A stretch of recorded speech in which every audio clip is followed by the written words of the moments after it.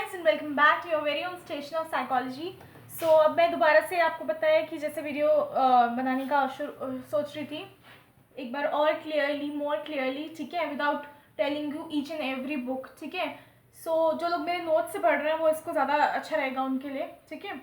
तो अब शुरू करते हैं, ठीक है। जैसे मैंने आपको बताया कि मैं फर्स्ट चैप्टर से शुरू कर रही हूँ दोबारा से एक बार। ये है इंटेलिजेंस पार्ट 1। बिकॉज मैंने जो पहले वीडियोस बनाई थी उसमें मैं आपको अलग अलग बुक्स बताती थी कि ये बैरन है, ये कल्याणी है, ये एनसीईआरटी है, ये मॉर्गन है, ये किंग है। आपको अलग अलग बुक्स बताती थी, ठीक है। मैं बेसिकली 4-5 बुक्स से पढ़ा रही थी। अब मैं 4-5 बुक्स से नहीं पढ़ा रही हूँ, अब मैं सिर्फ टॉपिक वाइज सीक्वेंसली पढ़ा रही हूँ। अब मैं ऐसे नहीं बताऊँगी कि ये इस बुक से है, ये उस बुक से है। ये सब मेरे नोट्स से है, या जो भी मैंने बुक्स से कलेक्ट कर करके नोट्स बनाए हैं ये सब उससे है, ठीक है। So let us just start, okay. तो ये है इंटेलिजेंस पार्ट 1। अब पार्ट वाइज बनाऊंगी मैं 1, 2, 3, 4 सीक्वेंस में, जो भी आपका जैसे भी मेरे नोट्स के अकॉर्डिंग टॉपिक होगा। अगर आपने अभी तक मेरे नोट्स नहीं खरीदे हैं, साइकोलॉजी ऑन योर माइंड के नोट्स नहीं खरीदे हैं, तो आप खरीद लो। नहीं तो अगर आप ऐसे ही पढ़ना चाहते हो तो it is okay for me like that also. So let's start with what is intelligence, ठीक है। इंटेलिजेंस होता क्या है? तो इंटेलिजेंस आज की वीडियो का पहले मैं बता देती हूँ। एक बार हम पढ़ने वाले हैं इंटेलिजेंस क्या होती है, डेविड वेशलर और विलियम स्टर्न की definition, some characteristics of intelligence and modern emphasis on social context of intelligence. Like modern view में क्या बोलते हैं कि इंटेलिजेंस क्या है, and then intelligence in Indian view. बस आज के हमारे ये टॉपिक रहेंगे, वीडियो 1 के कह लो या पार्ट 1 ऑफ इंटेलिजेंस के कह लो, ठीक है। तो let us start. What is intelligence? Individual's ability to understand complex ideas. एक इंसान की ability to understand complex ideas, कि वो कॉम्प्लेक्स आइडियाज को या नए टफ आइडियाज को कैसे समझ रहा है, उसको इंटेलिजेंस में कंसीडर किया जाता है। उसके बाद to adapt effectively to the environment.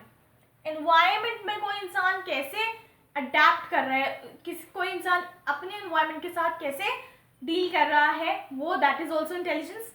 उसके बाद to learn from past experience.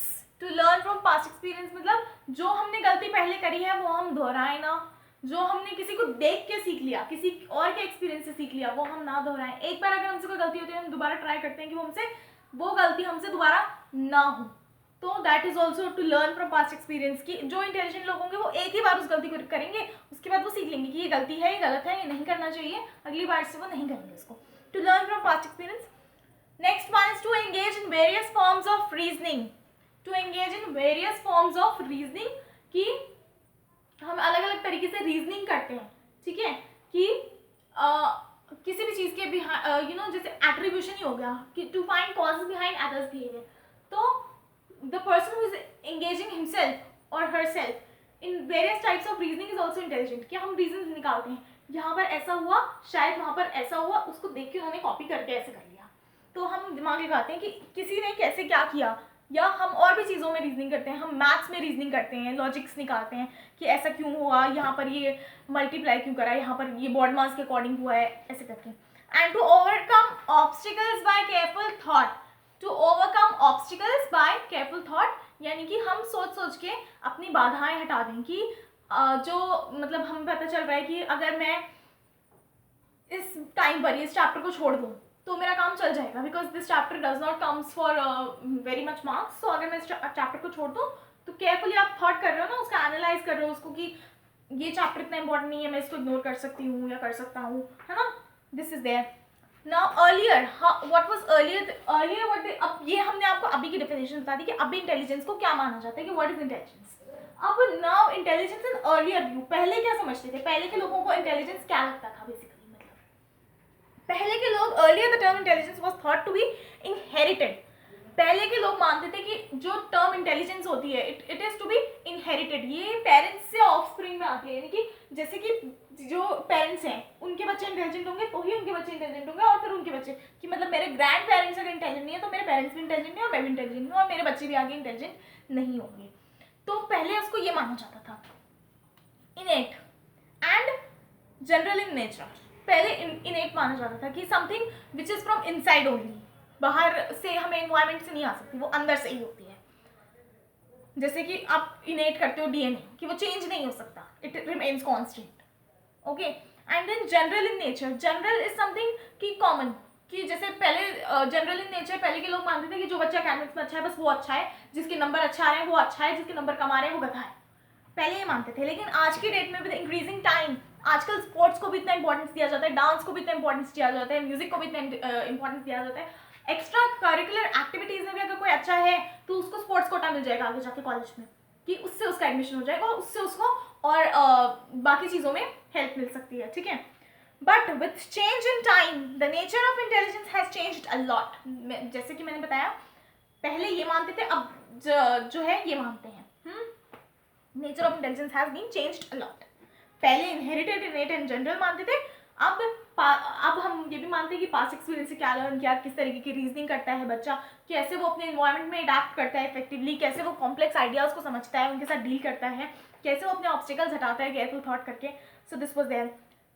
पहले के लोग क्या मानते थे कि it was sorry now it is believe that intelligence is not unidimensional. अब और पहले मानते थे कि it is not a single entity but it has many dimensions. Like intelligence is not unidimensional or single entity, it has many dimensions. Intelligence has many dimensions, बहुत सारे dimensions होते हैं। इंटेलिजेंस सिर्फ एक चीज़ नहीं होती है, इंटेलिजेंस बहुत सारी चीज़ों में आपकी इंटेलिजेंस इंडल्ज होती है। अगर आप इंटेलिजेंट हो तो वो अलग अलग किस चीज़ में आप कितने इंटेलिजेंट हो आपकी इंटेलिजेंस का पता लगा सकते हैं आज की डेट में, राइट। अब नेक्स्ट इंपॉर्टेंट डेफिनेशन है डेविड वेचलर की, ठीक है। Basically David DAVID David Wechsler की स्पेलिंग WECHSLER वेचलर, ठीक है। Don't get confuse in the spelling, many of you made a mistake in spelling. Defines intelligence as the aggregate और global capacity of the individual to act purposefully, to think rationally and to deal effectively with the environment, ठीक है। सो David वेचलर ने हमें क्या बोला कि उसने मतलब ये काफ़ी कॉम्प्लिकेटेड सी है, क्योंकि अब इसमें बच्चे क्या करते हैं इंग्लिश देख लेते हैं कि एग्रीगेट और द ग्लोबल कैपेसिटी, ये सब देख के बच्चों का हो जाता है दिमाग खराब। तो ये नहीं करना है, हमें अपना दिमाग नहीं खराब करना है, हमें इसको बहुत सिंपल वे में लेना है। एग्रीगेट और ग्लोबल कैपेसिटी, एग्रीगेट और ग्लोबल का मतलब क्या होता है पूरे वर्ल्ड में, ठीक है, या ग्लोबली उसकी कितनी कैपेसिटी है टू एक्ट पर्पसफुली, मतलब अपना मतलब निकालना, जैसे कि आप अपने आप को कैसे किस तरीके से पर्पसफुली एक्ट करके अपना काम कैसे निकाल पा रहे हो। जैसे कि अगर 4 बंदे हैं और कोई भी आपको ये नहीं बता रहा है कि आपको फॉर्म कैसे भरना है और सब फॉर्म भर रहे हैं अपने अपने फॉर्म में, तो आपको हेल्प चाहिए दूसरे से, तो आप किसी को अगर उससे हेल्प लेना चाहते हो तो आपको भी उसके बदले में कुछ रिटर्न में करना पड़ेगा। तो आप ऐसा क्या करते हो, उसको खुश कैसे करते हो कि वो आपकी मदद करते, तो वो आपका एक तरह से एक्ट करना हो गया कि पर्पसफुली आपने एक्ट करा, अपने काम के लिए दूसरे का काम कर दिया, to act purposefully.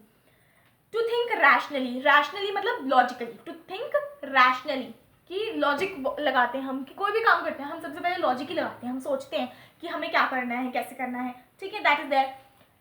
And to deal effectively with the environment, और हम अपने एनवायरनमेंट के साथ कैसे एक्ट कर रहे हैं, कितना इफेक्टिवली डील कर रहे हैं, और ये उसको चेंज एंड शेप कर रहे हैं अपने अकॉर्डिंग, कि अगर अभी हमें कैसे करना है और बाद में हमें कैसे करना है, ठीक है। अब नेक्स्ट वन है स्टर्न की definition, STERN, Stern, William Stern, ठीक है, विलियम स्टर्न की definition. According to William Stern, intelligence is a general mental adaptability to new problems and conditions of life, कि हम अपनी जिंदगी में, विलियम स्टर्न की, डेविड वेचलर और इसमें बहुत कंफ्यूज हो जाते हैं बच्चे, डेविड वेचलर और स्टर्न में।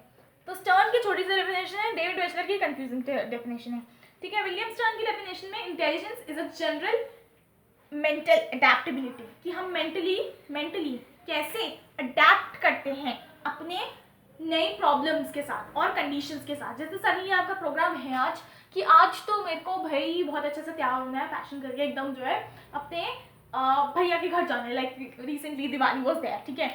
सो भाई दूज है, मुझे तो भैया के घर जाना है, बहुत सुंदर बन के जाना है, और मैं तो जो है एक्टिवा से जाऊँगी अपनी, सडनली उसी rain,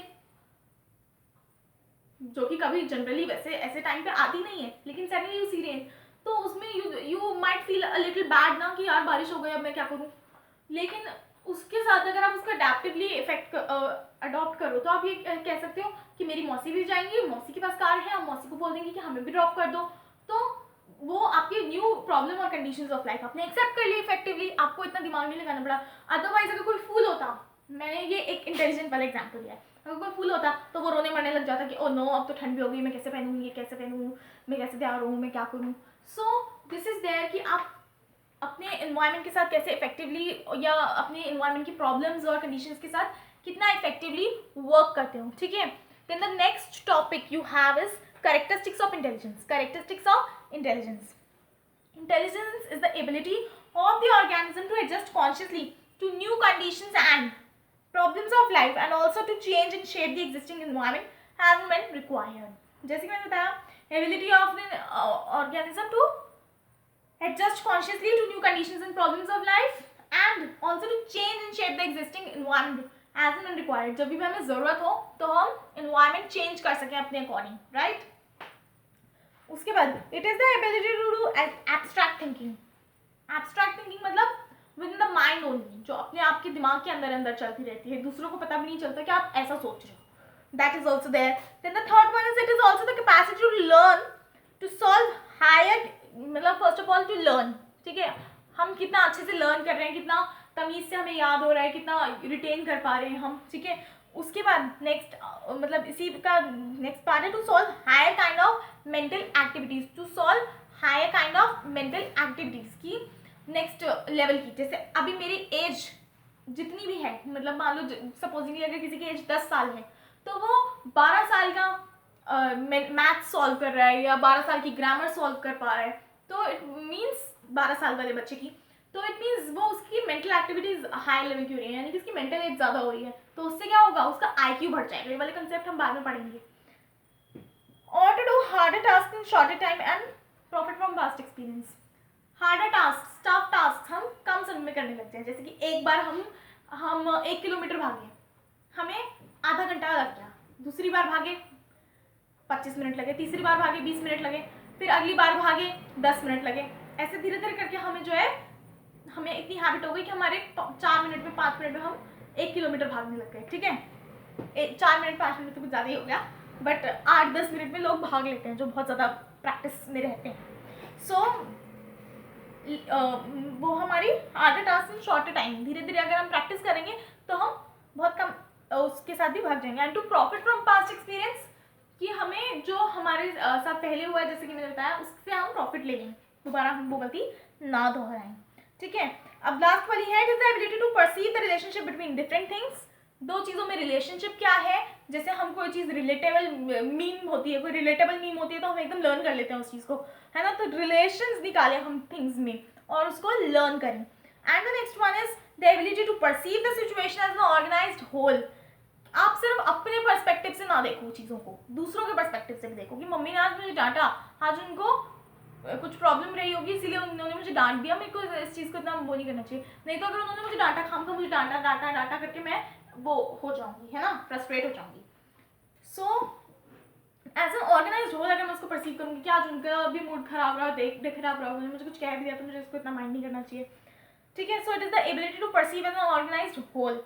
it is the ability to deal with new ideas, concepts and images. नए आइडिया तो सबके दिमाग में आते हैं, लेकिन कौन उसको इम्प्लीमेंट कर पाता है, कौन उसको कैसे वे में इम्प्लीमेंट कर पाता है, उससे अपने आप को बेनिफिट दे पाता है, या उन कॉन्सेप्ट्स के साथ, उन इमेजेस के साथ जो आपके दिमाग में आ रहे हैं, आप उनके साथ कैसे डील करते हो और उनको कितना यूजफुली यूज़ करते हो, बेनिफिशियली लेते हो. It refers to the soundness of judgement and critical situation as suggested by some, कि हम किस सिचुएशन में कैसा जजमेंट ले रहे हैं, that is also our intelligence, that is also our intelligence, ठीक है. उसके बाद modern emphasis on social context of intelligence. Modern emphasis में क्या होता है, मॉडर्न एम्फेसिस में there are few things, sorry. Emphasizes cognition, ability of a person to think and find solution of various things, cognition. The capacity to think, हम क्या सोचते हैं, कैसे सोचते हैं, this also is emphasized by the modern context of social intelligence. Reason, हम किसी चीज़ को किस तरीके से रीजन कर रहे हैं, ठीक है, किस तरीके से रीजन कर रहे हैं. उसके बाद आपका नेक्स्ट है remember, how do you remember things, various things, कि रिमेंबर तो कर लोगे, आप लर्न क्या कर रहे हो और कितना उसको याद रख पा रहे हो. And the fifth one is understand, हम कैसे की चीज़ों को समझ रहे हैं. नाउ व्हाट इज इंटेलिजेंस इन ये मॉडर्न एम्फेसिस थे. Cognition emphasizes cognition, capacity to think, capacity to reason, remember, and also the capacity to understand various ideas and things and images. Now intelligence in Indian view, ये last topic है इस video का. इसके बाद next video पढ़ेंगे, next video में पढ़ेंगे intelligence को. Intelligence, what is in Indian view intelligence. Indian view of intelligence is covered with four competencies. ठीक है, तो ये 4 competencies कौन सी होती हैं आपकी. सोशल कॉम्पिटेंस, सोसाइटी में आप कैसे बिहेव करते हो. दूसरा cognitive competence, what do you think and what do you remember. तीसरा इमोशनल कॉम्पिटेंस, जैसे कि अभी आप पढ़ोगे इमोशनल इंटेलिजेंस की थ्योरी. जो लोग इमोशनली स्ट्रांग होते हैं वो लोग, अगर IQ भी थोड़ा उनका कम हो तो वो बहुत अच्छे से मैनेज कर पाते हैं, अच्छी जॉब्स वगैरह कर पाते हैं. And the fourth one is entrepreneurial competence. जिन लोगों के पास इकोनॉमिक्स होगी उन लोगों को बहुत अच्छे से पता होगा कि व्हाट इज एंटरप्रेन्योर. ठीक है, व्हाट इज एंटरप्रेन्योर, इकोनॉमिक्स वालों को अच्छे से पता होगा. एंटरप्रेन्योर जो सेल करता है, बिजनेस करता है, you know, that is known as entrepreneur. So हमारी एक एंटरप्रेन्योरियल कॉम्पिटेंस भी होती है कि हम बिजनेस कितना अच्छा कर पा रहे हैं, दुकान कितनी अच्छी चला पाए हैं. So compared to Western thoughts on intelligence, ठीक है, intelligence in India is used in broader sense. ठीक है, ठीक है, compared to the Western thought on intelligence, the term has been used in broader sense in India. So with this, आज के video में मैं इतना ही पढ़ाऊंगी. अब मैं नेक्स्ट वीडियो में पढ़ाऊंगी आपको theories regarding the nature of intelligence. That is it for today's video. If you have not subscribed to my channel, do subscribe it from now onwards.